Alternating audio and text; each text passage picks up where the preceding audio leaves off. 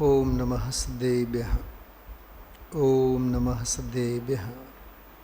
ઓમ નમઃ સિદ્ધેભ્યઃ. 39થી 43મી 5 ગાથાઓ. એમાં પૂર્વ પક્ષ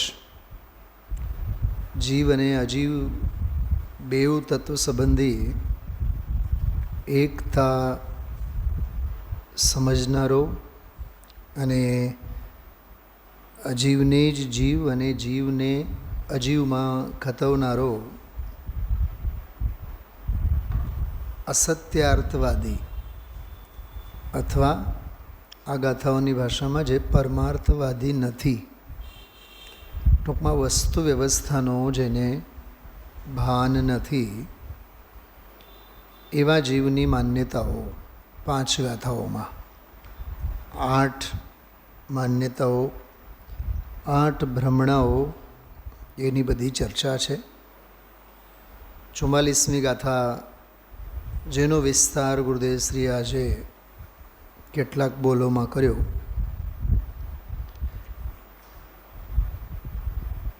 આઠે 8 બોલોમાં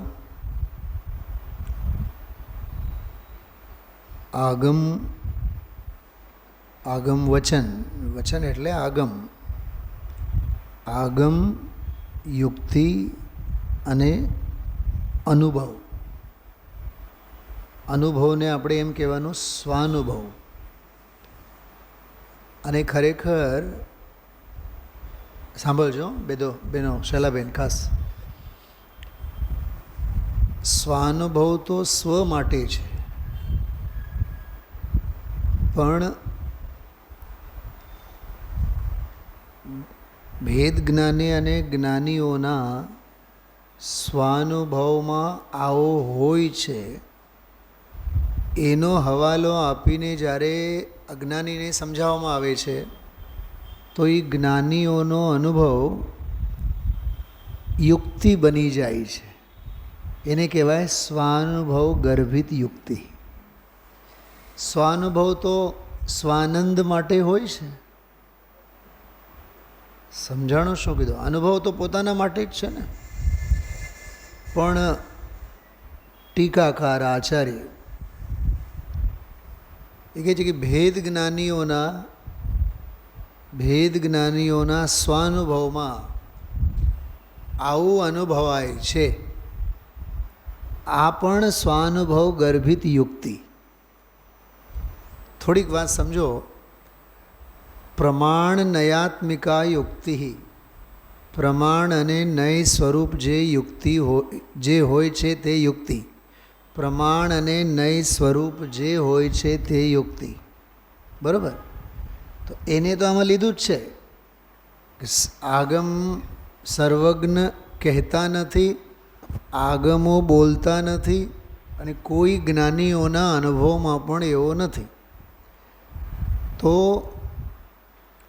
આગમ વચન જે છે,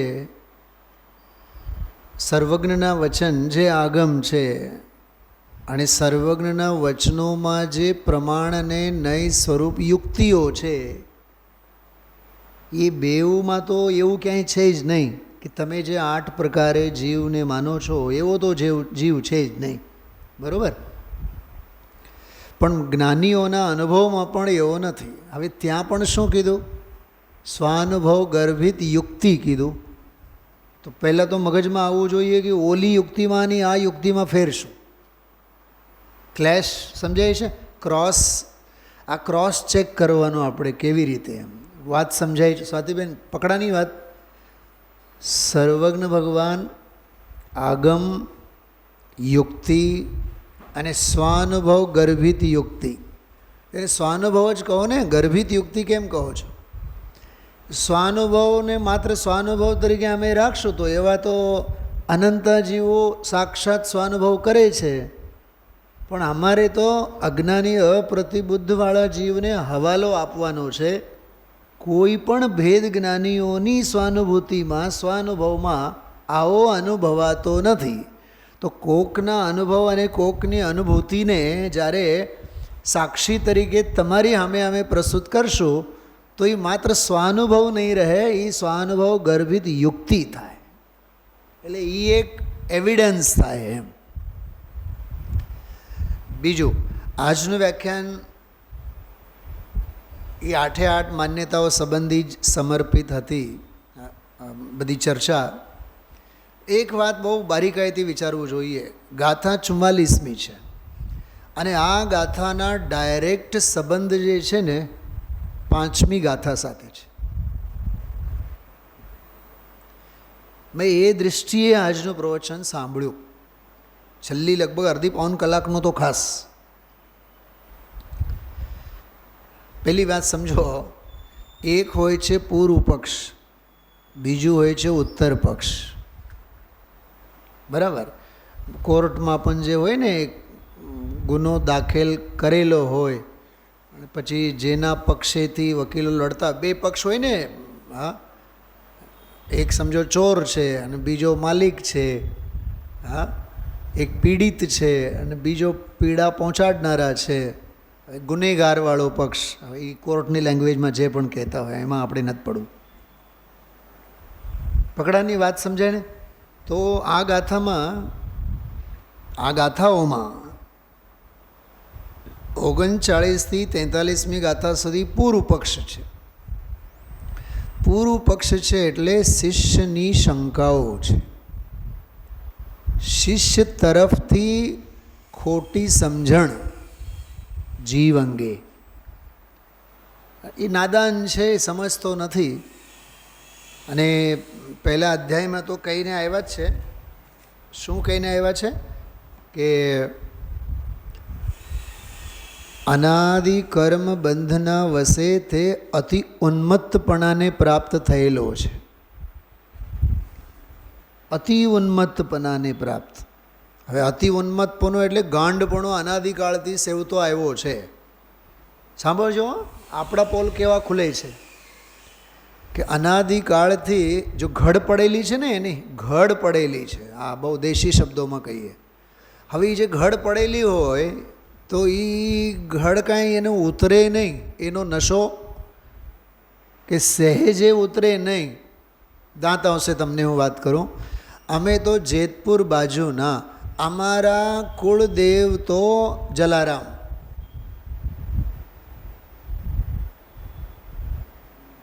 હું મારી વાત નથી કરતો, ને તો આધો અધૂરો નહીં સમજતા. અમે આવતા જતા, મારા મમ્મીનું મૂળ ગામ કયું? એ વીરપુર. વીરપુર જલારામ બાપાના મકાનની બાજુમાં જ અમારા દાદાના દાદા રહેતા, પરદાદાનું ઘર. એટલે અમે ત્યાં જઈએ અને અમારા એ વર્ષોથી, અમારા બાપ દાદાઓથી મૂળ નાયક રહ્યા, અમારા કુળદેવ રહ્યા. હવે તમે એ 2, 5, 6 પેઢી થઈ હોય ને પછી તમે જોજો, એને શ્રીમદજીની ભાષામાં કહેવાય મતાર્થપણું. શ્રીમદજીએ આત્મસિદ્ધિમાં 2 જ જીવોના પોસ્ટમોર્ટમ કર્યા છે, એક આત્માર્થી અને એક મતાર્થી. આત્માર્થી એટલે પ્રતિબુદ્ધ, કાં તો થયો છે કાં તો થવાની તૈયારીમાં છે. અને મતાર્થી એટલે એ અનાદિ અપ્રતિબુદ્ધ. એક જગ્યાએ તો શ્રીમદજીએ લખ્યું છે, દેહ છૂટી જાય, પરિગ્રહ છૂટી જાય, બહારના સંયોગો બધા છૂટી જાય, પણ જીવનું મતાર્થપણું નહીં છૂટે. છાતી ઉપર હાથ મૂકીને તમે બધાએ વિચારજો, જ્યાં જ્યાં જેની માન્યતાઓ પડી હોય,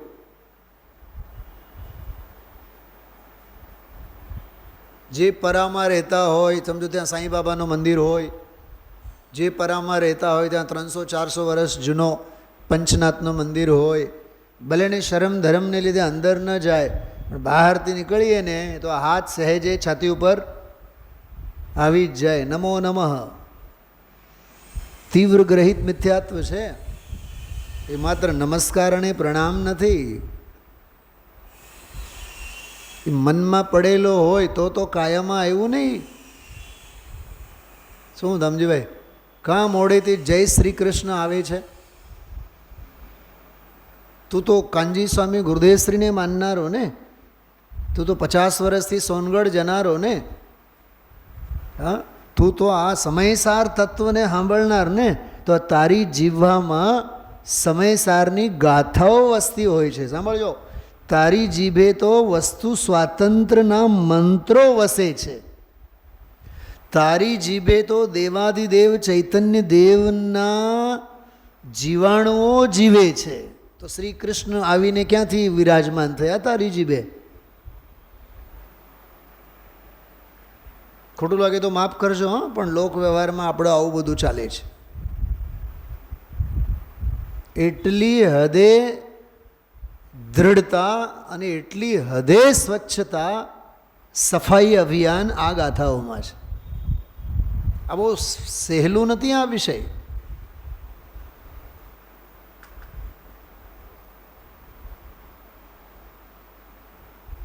ઓલા છાતીની નળીઓમાં 10%, 20%, 25% કદાચ બ્લોકેજ હોય તો એ વેક્યુમ ક્લીનરથી અને ફલાનાથી જે પણ એના શસ્ત્રાસ્ત્ર હોય એનાથી સાફ થઈ જાય. પણ 100% બ્લોકેજ હોય, બધી 3 કે 5 જેટલી પણ નળીઓ હોય બધી જ બ્લોક હોય, શું થાય? મરવાનું જ છે એને તો. એમ અહીંયા શ્રદ્ધાની નળી, જ્ઞાનની નળી, આચરણની નળી, ચારિત્રની નથી કહેતો, આચરણની નળી, ચારિત્રનું વલણ, એ બધું જ વિપરીત માર્ગે છે. એ 8 માન્યતામાં ફૂલ બ્લોકેજ છે.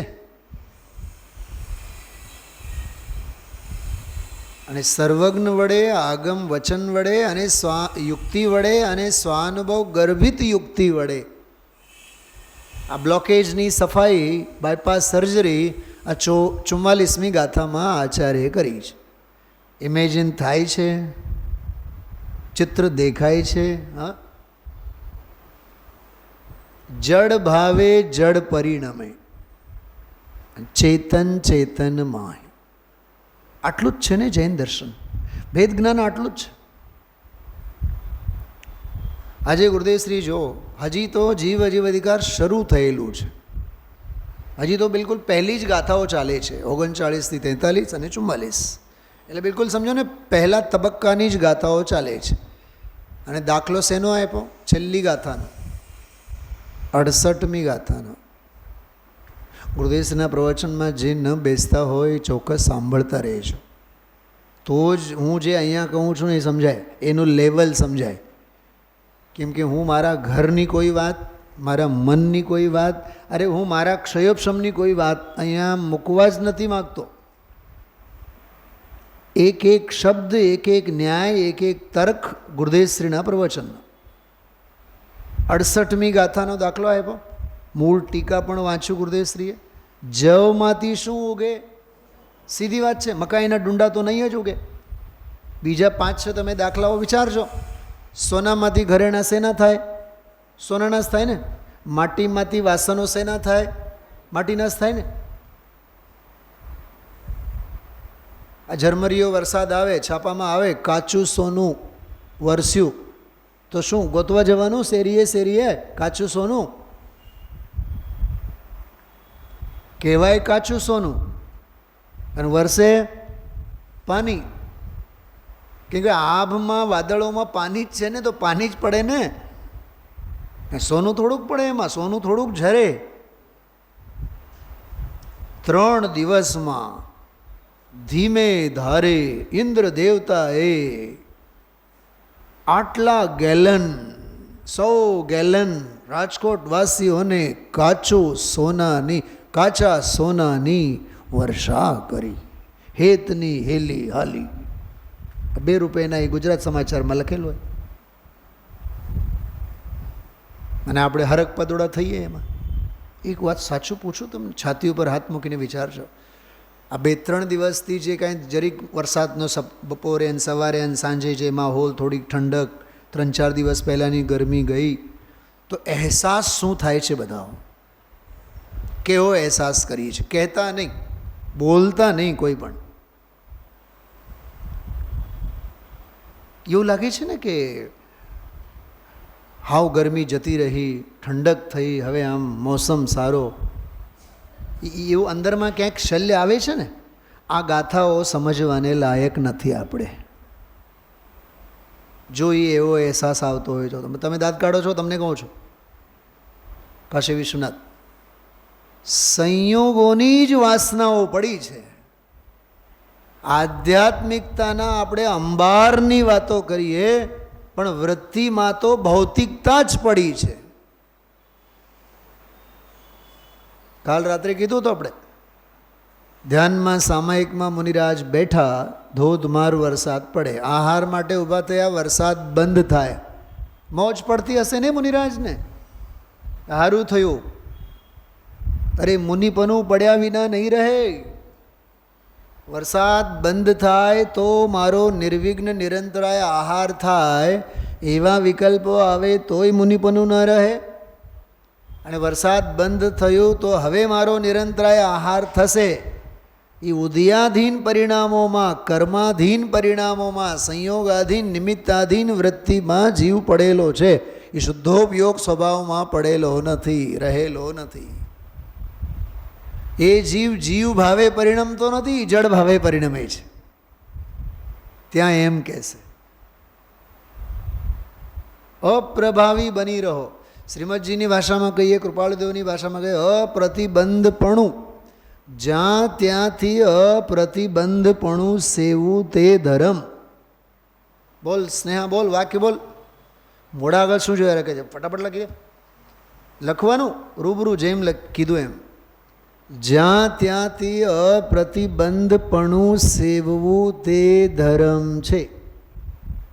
એટલું જ આ ગાથાઓમાં સમજાવવા માગે છે.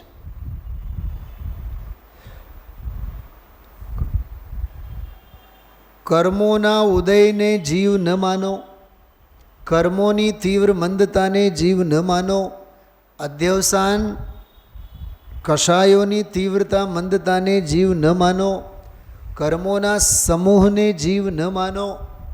દ્રવ્ય કર્મ અને ભાવ કર્મ, આ સંયોગ આધીન જ ક્યાંક ને ક્યાંક જીવની માન્યતા કરીને આ જીવ બેઠો છે. એટલે ઘર કોને કહેવાય? આંગણું હોય સરસ, ચોવટ કરવા માટે સરસ મજાનું ઓટલું હોય, સમજીભાઈ. પછી ઓલું શાહી શું કહેવાય, સાંજે બેસીને પંચાયત કરવા માટે ઝૂલો હોય, એની સામે મૂકવા માટે પણ પછી ખુરશીઓ હોય, ખુરશી મૂકી શકાય. 4-5-6 જણા, 4 દીકરાઓ હોય તો બધા બેઠા હોય, બાપુજી બાપુજી બાપુજી ખમ્મા ખમ્મા કરતા હોય. કેટલા વેચાણું માલ અને કેટલું માલ બાકી રહ્યું, ક્યાં ખરીદદારી માટે કોણ ક્યાં જાય છે. હા, કેમ કે બાપાને પછી ગામને અહેવાલ આપવાનો થાય ને બીજે દિવસે. ઓલો બીજા નંબરનો દીકરો દિલ્હી ગયો છે, અને 3જા નંબરનો દીકરો હૈદરાબાદ ગયો છે, અને ફલાણા ગયો છે, અને ઢીકણો ગયો છે. હવે એ નાનો આમ દર વખતે એ જાય, પણ એ આ વખતે એ નથી ગયો. હવે દીકરાના દીકરાઓ પણ બધાએ તૈયાર થયા. એ બધી કથા તો એને કરવાની ને, વિકથા તો એને આચાર્ય કુંદકુંદ દેવ ક્યાંથી બેસે? આચાર્યોના હૃદયના ભાવો. મને તો વિચાર આવ્યા આજે, ઓલા જ્ઞાનમતી માતાની વાત કરી ને કે પંચમ કાળના સાધુઓ પણ બધા આચાર્ય કુંદ કુંદ જેવા છે. અરે આ મહાશિથિલાચાર્યોને તો કયા ભાવલિંગી સાથે સરખામણી કરસ? કાલે આપણે યશપાલજી અન્નાજીને યાદ કર્યા હતા ને. એક વખત એક દર રવિવારે ગોષ્ઠી હોય કોઈનો કોઈ વિષય ઉપર, તો વિદ્યાર્થીઓની બધા જ દરેક ક્લાસની, એમ 5 ક્લાસની, ઉપાધ્યાય, કનિષ્ઠ, વરિષ્ઠ, શાસ્ત્રી, ફર્સ્ટ, સેકન્ડ, થર્ડ, અને હોય આચાર્યમાં એટલે માસ્ટર ડિગ્રીમાં હોય તો બધા જ બાળકોની સિનિયરિટી પ્રમાણે વિષય હોય. 10-12 વક્તાઓ બોલે, 5-7 મિનિટ, 1.5-2 કલાકની સરસ ગોષ્ઠી દર રવિવારે હોય જયપુરમાં. એ આજની તારીખમાં પણ ચાલુ છે. તો એક મદ્રાસનો એક વિદ્યાર્થી હતો, એ સંચાલન કરતો હતો, એન્કરિંગ કરતો હતો, અને એક બીજો વિદ્યાર્થી વક્તવ્ય આપતો હતો, ભાષણ. તો એનું વક્તવ્ય પૂરું થયું. ઓલાએ સંચાલનમાં, એન્કરિંગમાં એટલું જ કીધું કે એટલું સરસ તમે લોકો વક્તવ્ય સાંભળ્યું, જાણે કે સમશરણમાં તીર્થંકરની વાણી જ કરતી હોય. એ યશપાલજી અન્નાજી અધ્યક્ષ સ્થાને બેઠા હતા મંચ પર, ઊભા થઈને વયા ગયા. પછી કોક ગયા એને બોલાવવા માટે, પછી આવ્યા ખરા. આવ્યા અને છેલ્લે પહેલાં તો એમ કહેનારનો વારો કાઢ્યો કે આને હજી નાકના શેડા સાફ નથી કરતા આવડતા. હા, આજે આને પરમાગમોનું નામ ન ખબર હોય અને તમે એના સ્પીચને એના વક્તવ્યને સરખાવે છે કોની હારે? તો પહેલાં અકલથી કામ લો. કોને કોની સાથે સરખાવી, કેવી રીતે બોલવું, તો જ્યાં જ્યાં જે યોગ્ય છે ત્યાં સમજવું. તે તો આ જીવને એટલે આપણી ભ્રમણામાં છે. આ આઠે આઠ માન્યતાઓ આપણામાં છે. કોઈ વૈદિકમાં નથી, કોઈ મીમાંસકમાં નથી, કોઈ સાંખ્યમાં નથી. આ બધી માન્યતાઓ આપણી છે, 8 પ્રકારની માન્યતાઓમાં. એટલે કહેવાનો અર્થ એવું છે, વચ્ચે એક વાત આવી હતી, આ 8 પ્રકારો તો કહેવાના છે માત્ર, એવા તો અસંખ્યાત લોક પ્રમાણ વિપરીત માન્યતાઓ ભ્રમણાઓ આપણે સમજવી. તો મેં હમણાં જે વાત કરી ને કે 5મી ગાથા સાથે આ ગાથાના રિલેશન છે. કેમ કે 5મી ગાથામાં કીધું હતું કે અમે તે એકત્વ વિભક્ત ભગવાન આત્માને દર્શાવશું, નિજ વૈભવથી દર્શાવશું. જો અમે દર્શાવી શકીએ તો પ્રમાણ કરજો, ક્યાંક ચૂકી જઈએ તો તમે છલ ગ્રહણ નહીં કરતા. આ બોલ 5મી ગાથાના હતા. દર્શાવું એક વિભક્તની જે ગાથા છે એમાં, તો એમાં પોતાનો જે વૈભવ છે કે અમારો જે નિજ વૈભવ કેવી રીતે પ્રગટ થયેલો છે એને માટે એમણે 4 બાબતોની વાત કરી હતી. આગમનું અવલોકન, યુક્તિઓનું અવલંબન, પરાપર ગુરુનો ઉપદેશ અને સ્વાનુભવ પ્રકાશ. પ્રત્યક્ષ સ્વાનુભવ પ્રકાશ, એને સ્વાનુભવ પ્રત્યક્ષ કહેવાય, સ્વાનુભવ પ્રત્યક્ષ. બરાબર. હવે આ જે ગાથાઓ છે 44મી ગાથા, હા, સમાધાનવાળી ગાથા, એટલે 5 ગાથાઓમાં શિષ્ય બોલે છે, આ એક ગાથામાં ગુરુ બોલે છે. શિષ્ય બોલ ઝાઝો કરે, ગુરુને ઝાઝું બોલવાનું ન હોય. ગુરુને તો હા કે ના જ કહેવાનું હોય. એ એક વાત આમાં સમજવા જેવી. ગંદકી વધારે હોય અને સફાઈ સ્વચ્છતામાં માત્ર 1 ડોલ પાણી ભરીને ઉલેચો તો આખી સફાઈ થતાં વાર નહીં લાગે. કાલે મેં કીધું તો 1 કોટી વર્ષનું સ્વપ્ન, પણ જાગૃત થતા સમયે કરોડો વર્ષો નહીં લાગે એના માટે. આવડો મોટો આ હોલ છે, આખો અંધારપટ છે, તો આટલા મોટા અંધારાને દૂર કરવા માટે કેટલા વર્ષો લાગશે? કેમ કે 1 બાકસની તિલ્લી, 1 મોમબત્તી, 1 જરીક જીરો બલ્બ. આપણે બહુ મોટો ભ્રમ પાળીએ છીએ બધાએ. ઘણા લોકો એમ કહેતા હોય કે હવે આટલા વર્ષોથી ગુરુદેવશ્રીના પ્રવચનો ન સમજાણા, હવે હું સમજાવશે, હવે હું સમજાશે. તારા જેવા ઘોર અપ્રતિબુદ્ધ મિથ્યાદૃષ્ટિ જીવ કોઈ નથી. 1 કોટી વર્ષનું સ્વપ્ન જાગૃત થતા સમય, એનો અર્થ પોતાના ઉપર લાગુ કરો. જો બીત ગઈ સો બાત ગઈ, દિવસો ગયા એ ગયા દુર્ભાગ્યમાં, કમ નસીબમાં. પણ હવે તો સમજો, ખરેખર તો સમજવાનો ઈરાદો જ નથી. ઓલા શ્રેણિકની ભાષામાં કહીએ, જેને નરક ગતિ બંધાણી હોય એને સંયમના ભાવ ન થાય. આ તો જાગ્યા ત્યારથી સવાર. ખ્યાલમાં આવ્યું? જાગ્યા ત્યારથી સવાર. મંજુલાબેન, તમારી પાસે જે માજી બેઠા છે ને, તમારા શું સાસુમાં થાય, કોણ થાય? ફઈજી. કદાચ એની ઉંમર કેવડી છે? 70. હું રોજ 5:30 વાગે આવું ને તો સિગ્નલે મારે સ્ટોપ થવાનું થાય. તો ત્યાંથી એક 93 વર્ષના ડોસીમાં એક્ટિવામાં નીકળી છે. 93 વર્ષના છે. અને તમારે જે ફઈ છે ઘણો બધો ફેસ મળતું આવે છે. એનાથી એ પણ સમજો કે સાવ સિંગલ છે. 93 વર્ષના ડોસીમાં સિગ્નલ ઉપર ઊભા હોય, આમ જુઓ તમે દ્રૌપદી મુર્મુ ઊભા હોય,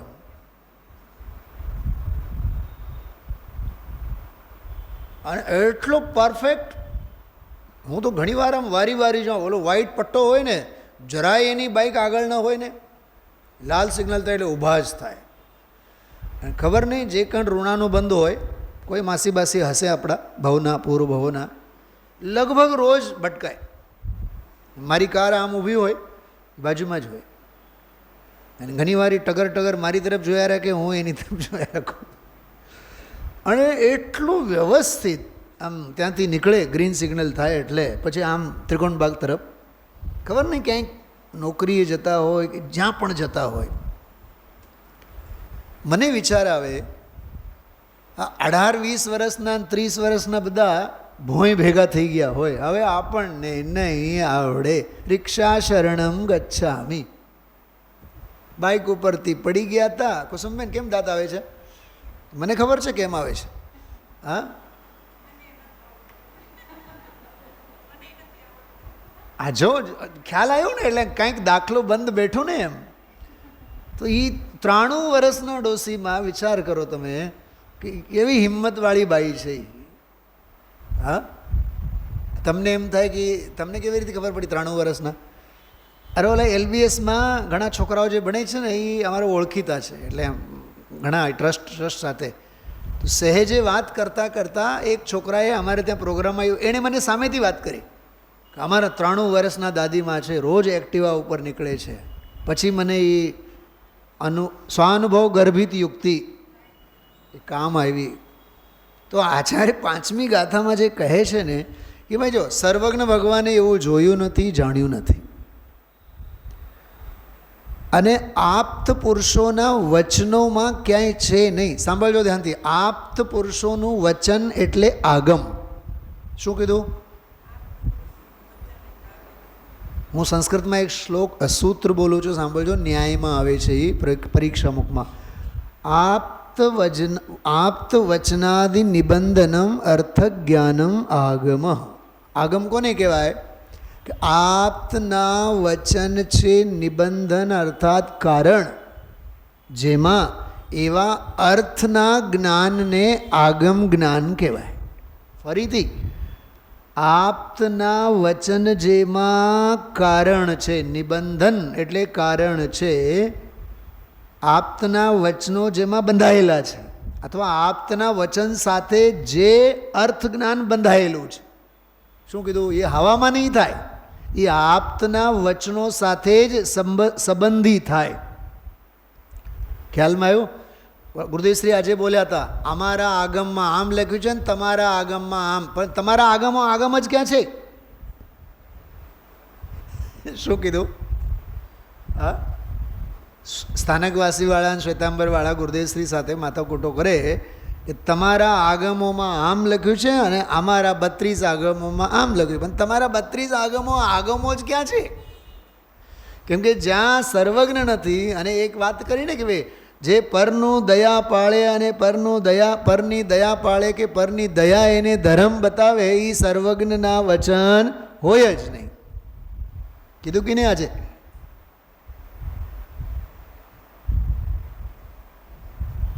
હવે દીકરી સમજો પરણી ગઈ હોય સ્થાનકવાસી શ્વેતાંબરમાં, અને કોઈ આગમ 32 આગમમાંથી કોઈ કલ્પસૂત્ર વાંચતી હોય, તો અહીંયા દિગંબરમાં રહેલી ગુરુદેવશ્રીને સાંભળનારી માવતર પણ એટલી રાજીની રેડ થાય, દીકરી તો બહુ ધાર્મિક છે, રોજ બરાબર કલ્પસૂત્ર વાંચે.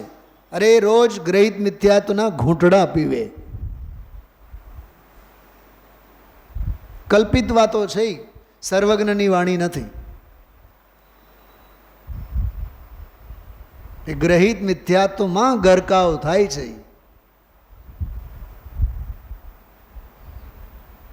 આજનો જે પ્રવચન, ગઈકાલનો જે પ્રવચન, આ પ્રવચનમાંથી મૂળ મર્મની વાત એટલી છે કે સર્વજ્ઞ ભગવાનની શ્રદ્ધા, સાચા દેવની શ્રદ્ધા દ્રઢ કરાવતા પ્રવચનો છે આ. સર્વજ્ઞે આવું જોયું નથી, સર્વજ્ઞની વાણીમાં આવું ક્યાંય આવ્યું નથી. અને આપ્ત વચનો એટલે હવે તમને પ્રશ્ન ઊભો થાય છે, આપ્ત એટલે શું? આપ્ત એટલે સર્વજ્ઞ ભગવાન નહીં. આપ્ત માટે એક સૂત્ર આવે છે, યો યત્ર અવંચક સ તત્ર આપ્ત. જે જ્યાં અવંચક હોય તે આપ્ત કહેવાય. અવંચક એટલે જેને કોઈ પણ લોભ, અપેક્ષા, વળતરની અપેક્ષા નથી. અવંચક એટલે બીજાને શીશામાં ઉતારવાનો અભિપ્રાય, કશાયોનો અભિપ્રાય. સમજાય છે?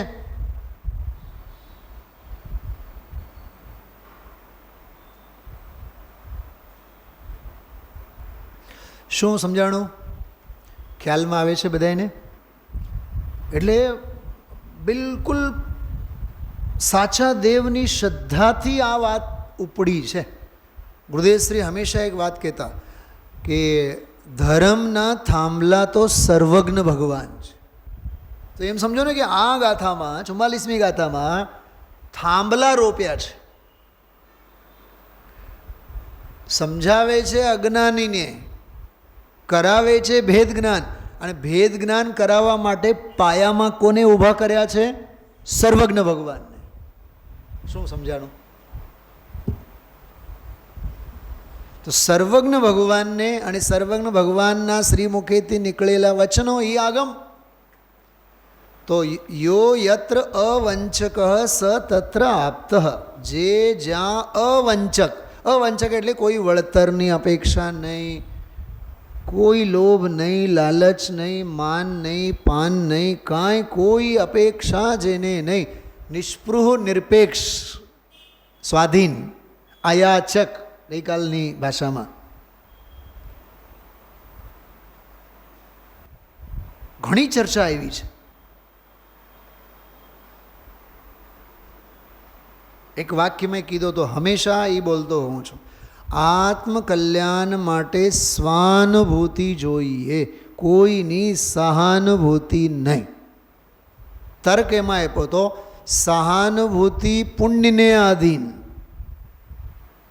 કર્મને આધીન. કોઈ આપણને કેમ છો ને કેમ નથી ક્યારે પૂછશે? પુણ્યનો ઉદય હોય તો જ પૂછશે ને. તો કર્મને આધીન છે કે નહીં?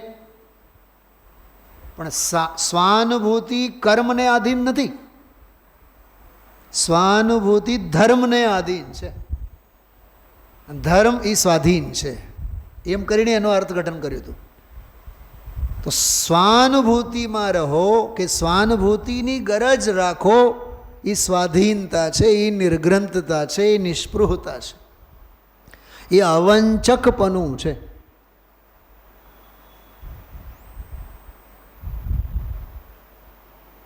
અમારા મિત્રો સ્ટાફરૂમમાં બેઠા હોય ને વંદનાબેન, બધાય ધમાલ ચાલતું હોય, બારણા બંધ કરીને, સ્ટાફરૂમના બારણા બંધ કરીને ધમાલ ધમાલ ધમાલ મોટે મોટેથી. એક તો એમાં બેન છે, એનું નામ જ મેં નામ પાડ્યું છે, સુનામી મેડમ.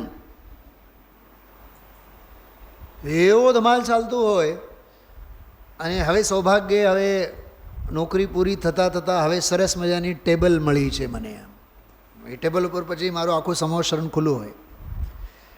અને એ જેટલું પરિસહ અને જેટલા ઉપસર્ગો એમના કમઠના થતા હોય ને, ઓલો પાર્શ્વનાથ તો ભાગ્યશાળી હતા કે એના માથે એક કમઠ, આપણા માથે તો લાઈવ 5-6 કમઠો ઊભા હોય. અને જેટલા ધમાલ કરે ને, હું એટલો આમાં ગળાડું બહુ. અને કોક વાર અંદર તો ઠીક, પણ હડપેટમાં મને લઈ લે. એ તો યોગી જ છે, એ તો જો દાંતે નહીં કાઢે, એ તો બોલશે જ નહીં. પછી વળી પાછું બીજાને કહે તમે પૂછી જો, એ જવાબ જ નહીં આપે. હવે એમાં આપણને હસવું આવે, પછી ઘડીક વાર અંતરાય સમજીને મારે બંધ કરવું પડે. યાર તમે લોકો તમારું ધમાલ ચાલુ રાખો, મારા નિમિત્ત. એમાં લખ્યું છે શાસ્ત્રમાં, અમિત ગતિ આચાર્ય સુભાષિત રત્ન સંગ્રહમાં એક શ્લોક આવે છે બહુ સરસ, 800,000 શ્લોકો છે. એમાં એવું લખ્યું છે, હે જગતના શત્રુઓ, મારા નિમિત્તે પણ તમારે સુખી થવું હોય તો સુખી થજો. એટલે હું એમને એમ કહું, તમને આ મારા સ્વભાવને લીધે તમને જો સુખ સાતા મળતી હોય તો હું તમને ખોબા ભરી ભરીને, પણ તમે યાર મને ડિસ્ટર્બ નહીં કરો, હું થોડુંક લખું છું, વાંચું છું, એવું કહેવું પડે. આપણે જગત આવું જ છે. ફરીથી બોલું છું, સમસ્યાઓવાળી ગાથા કેટલી? બોલો, 5. હવે તો જવાબ તરત જ આવવું જોઈએ. પૂર્વ પક્ષવાળી ગાથાઓ કેટલી? 5. ગંદકી કેટલી ગાથાઓમાં? 5 ગાથાઓમાં. અને સફાઈ 1 ગાથામાં. કે સર્વજ્ઞ કોઈ દી જોતા બોલતા નથી, એમની વાણીમાં નથી, અને આચાર્ય ઉપાધ્યાય સાધુ પંચ પરમેષ્ઠીઓના વચનોમાં પણ ક્યાંય નથી. જ્ઞાનીઓ ક્યાંય એવું બોલતા નથી, શાસ્ત્રોમાં ક્યાંય છે નહીં, અને અનુભવીઓના અનુભવમાં પણ આવું ક્યાંય છે નહીં. થઈ ગયા ને? આગમનું અવલોકન, યુક્તિનું અવલંબન, પરાપર ગુરુનો ઉપદેશ અને સ્વાનુભવ પ્રત્યક્ષ. તો 5મી ગાથાના 4 હથિયારોને આ 44 નંબરની ગાથામાં લીધી. જો 44 નંબર પૂરી 5મી ગાથા. 5મી ગાથામાં જે 4 છે એ 4ને આમાં શિફ્ટ કર્યા છે. હવે પહેલાં તો 5મી ગાથા ઉપરના વ્યાખ્યાન જ ન સાંભળ્યા હોય, સીધા વિછિયાથી 44મી ગાથામાં આવીને બેઠા હોય તો ક્યાંથી ખબર પડે? તો આદ્યોપંત સ્વાધ્યાય જોઈએ. ચલો એ ગાથાઓ બોલીએ આપણે, 5 ગાથાઓ. કો મૂળ આત્મતણા અજાણ પરાત્મવાદી જીવ છે. કેવો છે એ? પરાત્મવાદી. શાસ્ત્રોમાં બધાય જોજો, ગાથાઓમાં જોજો, મૂળ ગાથામાં. પ્રકૃતમાં જો, અપાણમયાણંતા મૂળાદુપરપવાદિનો કે જીવમ અજ્જવસાણમ કમ્મમ ચિતા પરુવેંતી. એ મૂળ કેવો છે? છે કર્મ અધ્યવસાન તે જીવ એમ એ નિરૂપણ કરે. નિરૂપણ કરે એટલે કહે એમ નહીં, માને, સમજે, સ્વીકારે. વળી કોઈ અધ્યવસાનમાં અનુભાગ તીક્ષણ મંદ જે એને જ માને આત્મા. થોડુંક ધ્યાન આપો. અધ્યવસાનમાં અને અનુભાગમાં, ફળમાં જે તીક્ષ્ણતાને મંદતા છે, તીવ્રતાને મંદતા છે, બસ એને જ આત્મા માને. વળી કોઈ અન્યનો કર્મને. જો આપણે લગભગ આવું માનીએ છીએ, બાયડી એટલે સંસાર, સંતાનો એટલે સંસાર, દુકાન એટલે સંસાર. અરે એ તો ઠીક, દુકાન એટલે આપણી જાન, બેંક બેલેન્સ એટલે આપણા પ્રાણ. 5-50 લાખ લૂંટાઈ જાય તો શું કહીએ છીએ આપણે? એક શબ્દ બોલીએ છીએ ગુજરાતીમાં, યાદ હોય તો બોલો. અરે મરણ મૂળી મારી લૂંટાઈ ગઈ. શું છે મરણ મૂળી? એટલે એમ સમજતો હતો એ છે તો મારી જિંદગી છે. ભલે ને પછી નિશાળમાં ભણેલું હોય, if wealth is lost nothing is lost. પૈસા ગયા તો કાંઈ નહીં.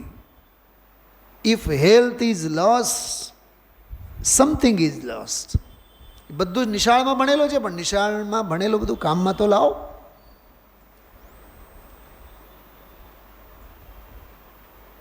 પૈસો મારો પરમેશ્વરને, હું પૈસાનો દાસ. ભલ ભલાને મોઢામાં પાણી આવે, ભલ ભલાને.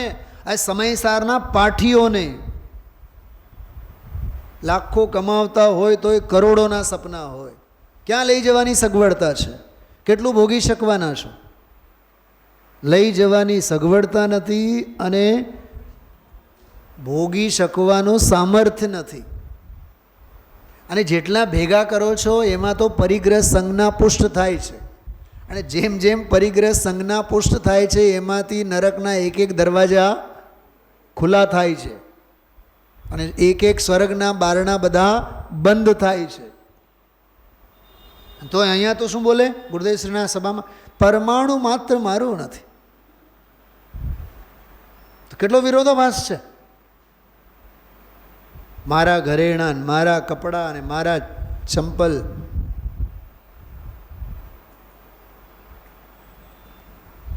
ગૌતમ બુદ્ધ કોક વાર ભૂલેથી સાસુમાં પુત્ર વધુના ચંપલ પહેરીને મંદિરે ગયા. કેટલી વખત મેં કીધું છે. એમાં વરનો વારો કાઢી નાખે. તું સમજાવ ને યાર તારા માવતરને. કેમ તારા માવતર નથી? તું તો મમ્મી મમ્મી કહે છે. કેટલી વખત એને કીધું છે કે તમારા ચંપલ તમે પહેરીને જાઓ, મારા ચંપલ નહીં પહેરે. મારો મોબાઈલ, મારો મોબાઈલ. આ તારા મારાનું નામ તો અજ્ઞાન છે.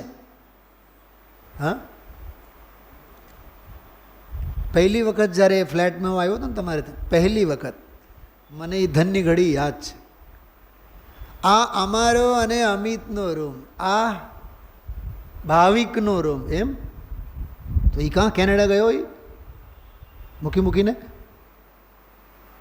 જે જાય એ મારું નહીં. બોલો આગળ. જે મારું હોય કોઈ દી જાય નહીં. કીધું ને આજે પૂતગલમય પરિણામ. બે જ શબ્દો યાદ રાખજો આજના: પૂતગલમય પરિણામ અને જીવમય પરિણામ. બે શબ્દો. હવે આમાં થોડુંક ભેદ જ્ઞાન કાઢવાનું. પૂતગલમય પરિણામ તે બધું અજીવ અને જીવમય પરિણામ તે જીવ. આટલું જ આ ગાથાઓમાંથી સમજવા જેવું છે. ભક્તિ સરોવર છે અહીંયા પુસ્તકો. ભક્તિ સરોવર સ્નેહા જોઈ લેજો. આ બાજુમાં જોઈ લેજો. અહીંયા મેં મુકાવડાવ્યા હતા ને મારી પાસે તો છે અહીંયા, તમારી પાસે બધા માટે. હા, ઉપાદે જીવ તત્વ તો પરમ ઉપાદે. આ જીવ અધિકાર. અજીવ સભી જ્ઞાન કે ગે. જીવ ઉપાદે અને અજીવ બધા જ્ઞાનના જ્ઞેય. બેવ અધિકાર આવી ગયા, જીવ અધિકાર અને અજીવ અધિકાર. હવે કરવાનું શું? નિજ કો નિજ પર કો પર જાન, જીવન થોડા રહા, સુન રે જીયા ચિરકાલ ગયા. એટલું જ છે આ જીવ અજીવ અધિકાર. આ અધિકારનો સાર એટલો છે. પાના નંબર છે આમાં 65, 84, 84 નંબરની ભક્તિ. जिनवाणी कहती है तेरी कथा. जो સ્વાનુભવ ગર્ભિત યુક્તિમાં કથા કોની? અચ્છા એક વાત બતાવો. 8 માન્યતાઓ વડે આપણને 8 માન્યતાઓ બતાવવા માગે છે કે આવી ભ્રમણાઓને ટાળીને જીવને જાણવાનું કહે છે. અચ્છા, અધિકારનું નામ કળશ ટીકાની ભાષામાં અજીવ અધિકાર, પણ એમાંથી નીકળે છે કોનો અધિકાર? અજીવને સમજાવવું એ પ્રયોજન નથી. તું અજીવમાં તો પડ્યો પાથર્યો અનાદિકાળથી છે જ. ધામજીભાઈ, અધ્યાત્મ નીકળે છે એમાંથી. કેવું કાઢવાનું આમાં? આ રીત છે. जिनवाणी कहती है तेरी कथा, तूने भूल કરી સહી ભારી વ્યથા. એ અપ્રતિબુદ્ધના ઉન્મત્તપણાની બધી વાત કરી. અબ કર લે સ્વયં કી પહેચાન. એ 38મી ગાથામાં એણે કરી. અહમે કો ખલુ શુદ્ધો જીવન થોડા રહા. હવે જો આગળના અધિકારો પણ બધા આવશે. આશ્રવ બંધ એ ભાવ વિકારી. આજે આવ્યું ને અનિષ્ટકારક, આગળના વિશેષણોમાં બધું આવ્યું કે નહીં?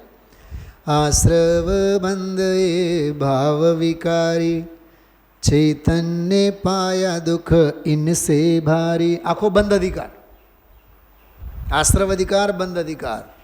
મિથ્યાત્વ કો લે પહેચાન. આમાં કેમ મિથ્યાત્વને ઓળખવાનું? કેમ કે મિથ્યાત્વની કારીગરી આશ્રવ અને બંધ. જીવન થોડા રહા સંવર નિર્જરા શુદ્ધ ભાવ હૈ. જો આગળના અધિકારો, સંવર નિર્જરા શુદ્ધ ભાવ હૈ, મોક્ષ તત્વ પૂર્ણ બંધ કા અભાવ હૈ, इनको ही हित रूपमान जीवन थोड़ा रहा. હવે રહ્યું પરિશિષ્ટવાળો અધિકાર, સર્વ વિશુદ્ધ જ્ઞાન અધિકારવાળો. શાશ્વત ચેતન રૂપ ધ્રુવ અમલ હૈ, અચલ અખંડ અવિનાશી વિમલ હૈ. હવે છેલ્લે જઈને કહે છે, અબ તો કર લે સમ્યક શ્રદ્ધા જીવન થોડા. જો આખી નાનકડી ભક્તિમાં આખો સમય સારા આવ્યો. હવે આપણા આવા ગીતો અને ભજનો આપણે ઉઠમણા પૂરતું અને પ્રાર્થના પૂરતું ગાઈ નાખીએ, સાંભળી રાખીએ, કેમ ચાલે? હાથ વગે પુસ્તક રાખો, હૈયા વગે પુસ્તકોમાંની ભક્તિઓ રાખો, અને હૃદય વગે સ્વાનુભવ ગર્ભિત યુક્તિ વગે એનો અધ્યાત્મ રાખો, તો કામનો છે. વળી કોઈ અધ્યવસાનમાં અનુભાગ તીક્ષણ મંદ જે નિજમાને આત્મા, વળી અન્ય કો નો કર્મ એટલે સંયોગો. આ જ મારો સંસાર, શરીરને જ સંસારમાં નહીં, સંયોગોને જ સંસાર. મારું સંસાર તો કેટલો, અમે મિયા બીબી બે અને બસ એક મારો દીકરો, અને આ 4x4ની ઓરડી અમારો ઘર, અમારો સંસાર. એમ જ બોલીએ છીએ કે નહીં આપણે? એ આ માન્યતા. કો અન્ય માને આત્મા કર્મો તણા વળી ઉદયને. ઘણા એમ કહેતા હોય સારા કર્મ કરીને જઈએ તો દુનિયા યાદ રાખે.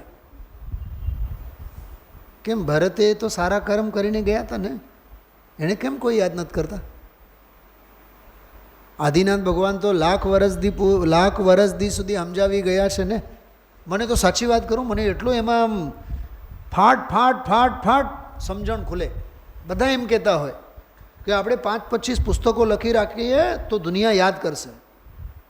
અરે હજારો ગ્રંથો, કેકા શાસ્ત્રીને કોણ યાદ કરે છે? 450 પુસ્તકો લખીને ગયા છે. અચ્છા, આચાર્ય કુંદકુંદ 84 પાહોડો યાદ કરીને ગયા છે. આપણે મુમુક્ષુ સિવાય કોણ યાદ કરે છે? તારા ગયા પછી તારું નામ એવું ભૂસાઈ જશે, જળમાંથી નીકળી આંગળી અને ખાલી જગ્યા ભરાઈ જશે. કોઈને યાદ નથી કરવાના, કોઈને યાદ નથી કરવાના. આપણી આ સભામાંથી કેટલા ઉપર જતા રહ્યા, કોણ કેટલું યાદ કરે છે? કોઈ યાદ નથી કરતા. અને યાદ કરે તો તને લાભ શું? કેમ કે તારી તો ગતિ વિમાનમાં બેસીને ક્યાંક બીજી ગતિ પ્રગતિમાં બધે હોય તો. હા, કહા ગયે ચક્રી જીન જીતા ભરત ખંડ સારા, કહા ગયે વે રામ લક્ષ્મણ જીન રાવણ મારા. એ યાદ કરવાનું હંમેશા, કોઈને યાદ નથી કરવાનું. અને કોઈને લીધે દુનિયાનું પરિણમન રહેવાનું નથી.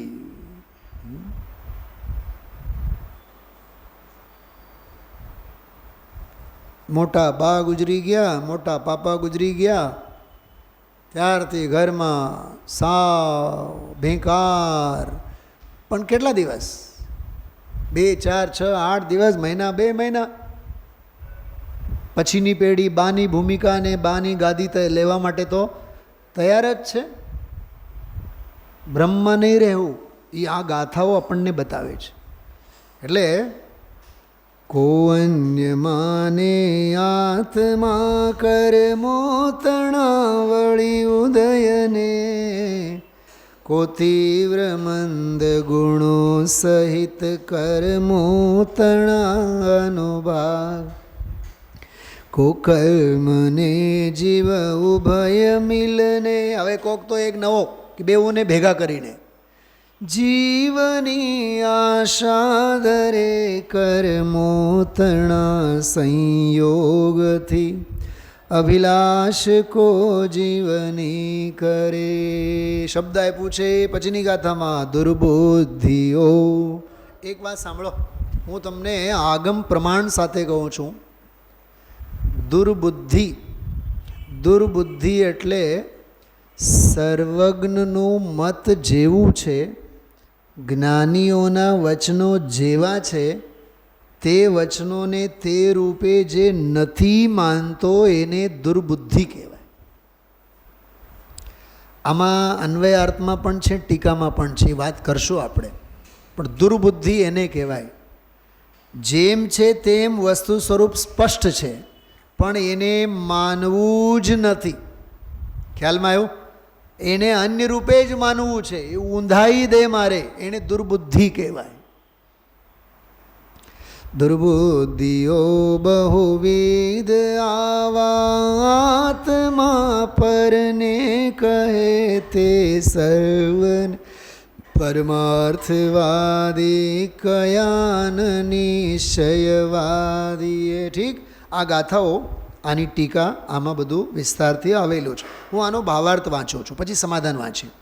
જીવ અજીવ બંને અનાદિથી એક ક્ષેત્રાવગાહ સંયોગરૂપ મળી રહ્યા છે, અને અનાદિથી જ જીવની પૂતગલના સંયોગથી અનેક વિકાર સહિત અવસ્થાઓ થઈ રહી છે.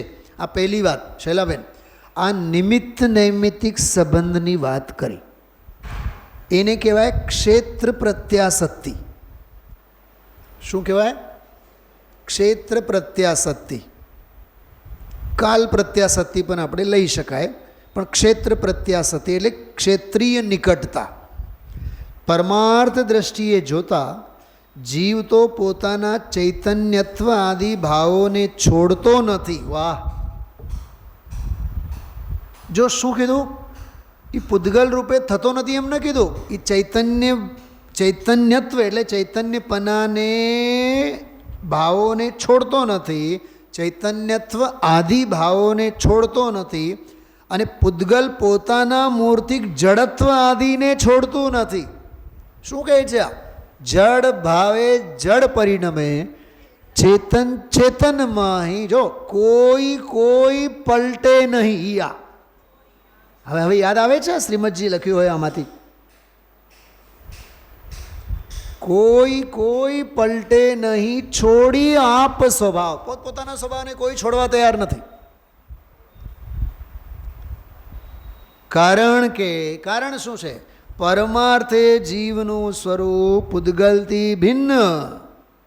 સાંભળજો, પૂતગલથી ભિન્ન છે એમ નથી કીધું, ભિન્ન સર્વજ્ઞને દેખાય છે.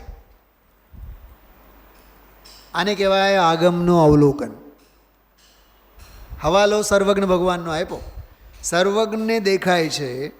તેમજ હવે જો યુક્તિનું અવલંબન અને પરાપર ગુરુ, તેમજ સર્વજ્ઞની પરંપરાના આગમથી જાણી શકાય છે. આવ્યો આગમ, બોલો સર્વજ્ઞ ભગવાન, આ સર્વજ્ઞની વાણી. તેથી જેમના મતમાં સર્વજ્ઞ નથી, જો ન્યાય, જેમના મતમાં સર્વજ્ઞ નથી, તેઓ પોતાની બુદ્ધિથી અનેક કલ્પના કરી કહે છે. મને આમાં એક બહુ રમૂજી દાખલો યાદ આવે છે. બાળક હોય ને, નાનું બાળક, એ રાત્રે સૂતી વખતે કોઈ એક વાતની જીદે ચડેલો હોય, અને માં એને ફડાકા ઝીંકે, અને જે ખવડાવવા માગે, પીવડાવવા માગે, ખાય નહીં, પીવે નહીં, ઓલી વાત માટે જીદ પકડીને સૂતો હોય, અને માના ખોળામાં સૂઈ જાય, પછી માં એને સોડાવી જ રાખે, ભલે ને સુવે, કાંઈ વાંધો નહીં. હવે સવારે ઉઠ્યા બાદ આખી રાતની વૈરાગ્ય ભાવના કોની? મોટેથી બોલો. બાળકની નહીં, માની. એને વૈરાગ્ય ભાવના ભાઈ હોય, મારો દીકરો એમને એમ સૂઈ ગયો, એને આખી રાતની નિંદર ન હોય. અને સવારે ઉઠ્યા બાદ તો દીક્ષા જ લેવાની હોય. બાળક જેમ ઊભો થયો સીધા ખોળામાં, મારો દીકરો એમને એમ ખાલી પેટ સૂઈ ગયો. બેટા આવું ન કરાય ને, મમ્માએ તને માર્યા ને, જો માર ખાવા પડ્યા કે નહીં? હા, હવે ઓલું એપલનું જ્યુસ બનાવી રાખ્યું છે, પીશ તું? હા મમ્મા. શાન ઠેકાણે આવી કે નહીં? સવારે રાત્રે એક ફડાકો ખાધો, આખી રાત ખાલી પેટ સૂતો, અને સવારે પછી ખોળામાં લઈને જ્યારે એણે હે દુરાત્મન, હે આત્મઘાતી, હવે કરતો નહીં મારો બાબો, હવે તને હું કોઈ દી મારીશ નહીં. માર ખાવા છે તારે? નહીં મમ્મા, નહીં મમ્મા. કેવી એની શાન ઠેકાણે આવે? એમાં અનાદિ અપ્રતિબુદ્ધની શાન ઠેકાણે આવી. અને ઓલો હમસતો થયો એ આ કે તેથી જેમના મતમાં સર્વજ્ઞ નથી, એ આખી રાત માન્યો નહીં ને, માનો એટલે માર ખાવા પડ્યા, તેઓ પોતાની બુદ્ધિથી અનેક કલ્પનાઓ કરીને કહે છે. તેમાંથી વેદાંતી, આ વેદાંતીવાળા કોણ ખબર? દયાનંદ સરસ્વતીવાળા, આ રામકૃષ્ણ પરમહંસવાળા, સ્વામિનારાયણવાળા, એ બધાય વેદાંતીઓ છે. હોમ, હવન, યજ્ઞ, ટંકારા. ટંકારા ખબર છે? નથી ખબર? અને આ મહાનુભાવને ખબર નથી. સાહેબ કોક વાર લઈ જાઓ. હા, વેદાંતી ટંકારામાં દયાનંદ સરસ્વતીનો જન્મ સ્થાન છે. અમે લોકો રખડી આવ્યા છે 15 દિવસ ત્યાં અમારા સ્કૂલના કામે. કાઠિયાવાડ, ઢાંઢણી અને ઢાંઢિયા બધા.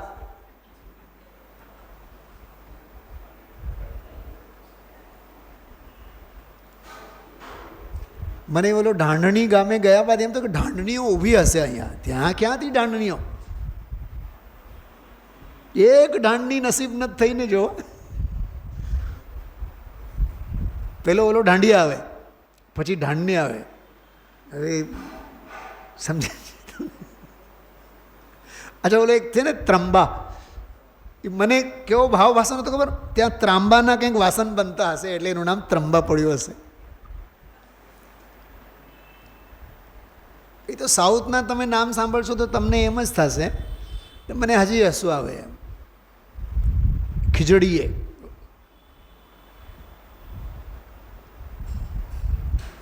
એક ઓલું કયું ડેડકું કયું છે ગામે? ઓલો રીબડા કેવા ને? તમે લોકો તો બધા પરિચિત છો એ ગામના નામથી. હા, આમાં તમે જુઓ શું કહેવામાં? વેદાંતી. આ થોડુંક વેદાંત શબ્દને મારે સમજવો ને તો સહેજે આધી કલાક થાય, પણ હું 1 મિનિટમાં બોલી જાઉં છું. સાંભળો, 4 વેદ છે: ઋગ્વેદ, યજુર્વેદ, સામવેદ, અથર્વવેદ. 6 વેદાંગ છે: શિક્ષા, કલ્પ, વ્યાકરણ, છંદ, નિરુક્ત, જ્યોતિષ. 4 વેદોના 6 વેદાંગોના બ્રાહ્મણ ગ્રંથો જુદા, આરણ્ય ગ્રંથો જુદા, અને કલ્પસૂત્રો જુદા, સ્મૃતિશાસ્ત્રો જુદા, અને 108 ઉપનિષદો છે. ઉપનિષદોને વેદાંત કહેવાય. વેદના અંતે જે ભણાવવામાં આવે એને વેદાંત કહેવાય. અને વેદાંત એટલે વેદોનો અધ્યાત્મ. એ અદ્વૈત બ્રહ્માવાળાનો સમયસાર વેદાંત. એટલે ઓલા નાથુરામ પ્રેમી એમ કહેતા, નાથુરામ પંડિતજી મુંબઈવાળા, એ એમ કહેતા કે આ આચાર્ય કુંદ કુંદ દેવે તો સમયસારને વેદાંતના ઢાળમાં ઢાળ્યું છે. એ વેદાંતના ઢાળમાં ઢાળ્યું છે એટલે શું? એ 4 વેદ, 6 વેદાંગ, બ્રાહ્મણ ગ્રંથો, આરણ્ય ગ્રંથો, ઉપનિષદ, એ બધું ખ્યાલ હોય તો વેદાંતના ઢાળમાં ઢાળ્યા છે એમ સમજાય. સીધો એનો અર્થ અદ્વૈત એક બ્રહ્મા છે, સંસારી જીવો બધા એના અંશો છે એમ એમની ઈશ્વર, એક ઈશ્વરની માન્યતા. શંકરાચાર્ય હતા ને બધા, તો એ વેદાંતી. હવે એમાંથી જ ફાટેલા મીમાંસક, સાંખ્યનો તો સમયસારમાં ઘણી જગ્યાએ આવે જ છે નામ. યોગ, પ્રાણ પ્રત્યાહાર, આસન, વ્યાયામ, આ બધા રામદેવ મહારાજ, પતંજલિ, આ બધા યોગ દર્શન. એમાંય પછી અધ્યાત્મના નામે એમાં કીધા ખરે દુનિયા એમાં ગાંડી થાય. એમાં ક્યાંથી અધ્યાત્મ આવે? અનુલોમ વિલોમમાં ક્યાંથી અધ્યાત્મ આવે? એમાં તો શ્વાસનું લેવું અને રોકવું એ તો દેહની વાત આવી. બૌદ્ધ એ તો ખબર જ છે આપણને.